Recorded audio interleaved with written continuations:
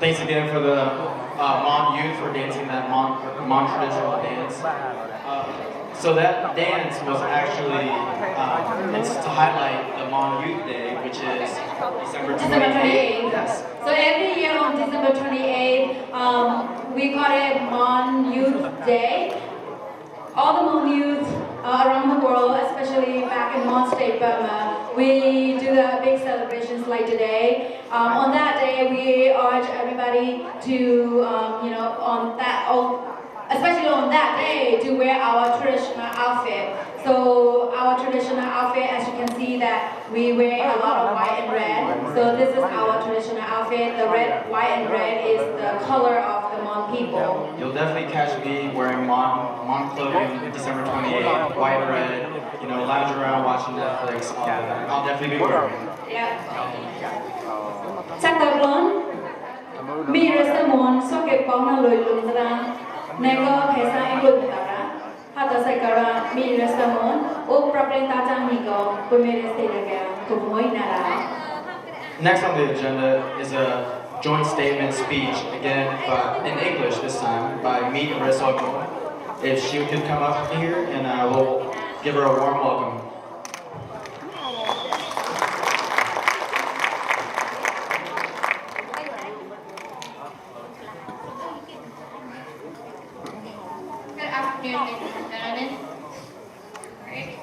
Good afternoon, ladies and gentlemen.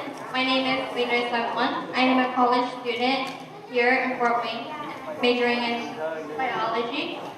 Today, I want to give you guys a speech about the 73rd Mon National Day statement.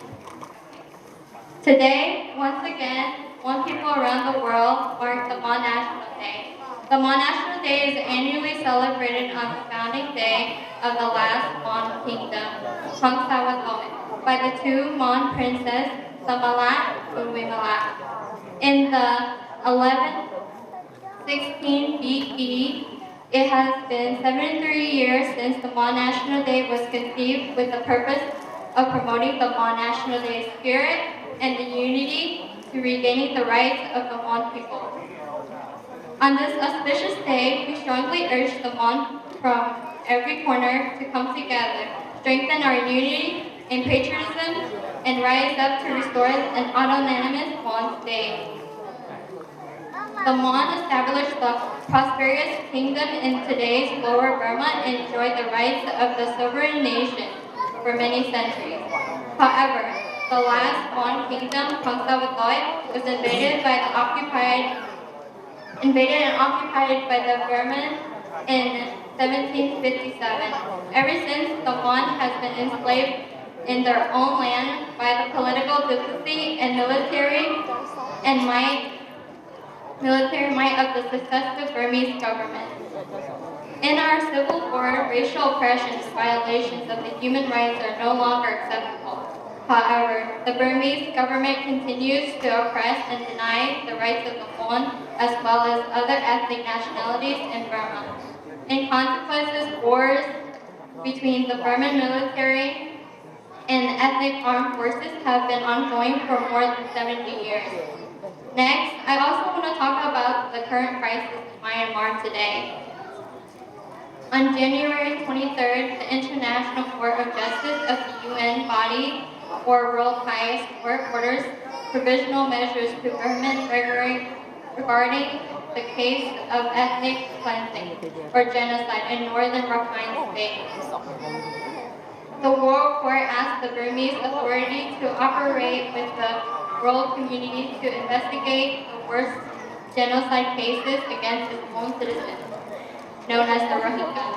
However, the government didn't show up the willingness to improve the situation of derived human rights in the country.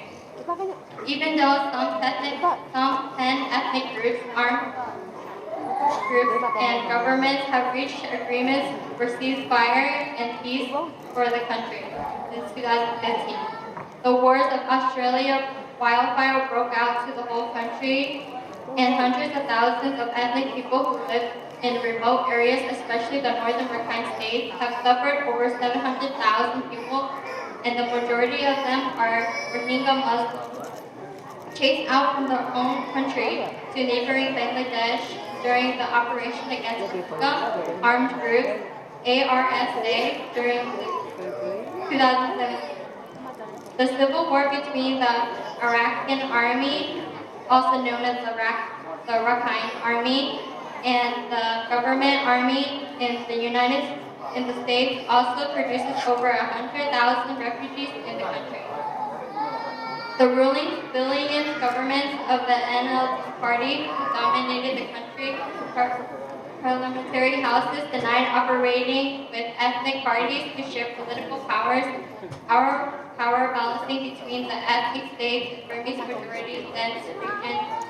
Instead, it sets up the ethnic proxy to deal with ethnic affairs in different states.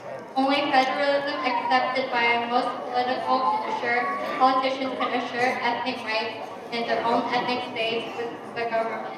Instead, they want to follow the system of unitary one-party rule.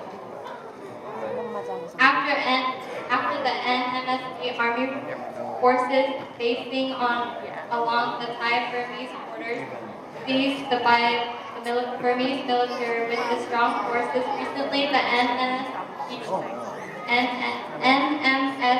with a member of the NCA, felt humiliated by the Mon people around the world and see it as a sign of the weakness in the party's force. To protect its own base, the federal system's political exit for the future did not see it as a good direction yet. The NMSPT's leaders later on saying that the strong Mon army forces must be built. The faith of the Mon political leaders on the federal system as the best solution to the country is eroding is a very low degree. A political solution for the rule for autonomy to the Mon state is dramatically decreased. We, from the auspicious occasion, ask Mons around the world to support democracy and federal system in the Mon state, Myanmar. By participating, practicing in the upcoming and the national elections voting system. We, the Mon political party, to win the election to secure our own rights for ruling Mon state. Thank you.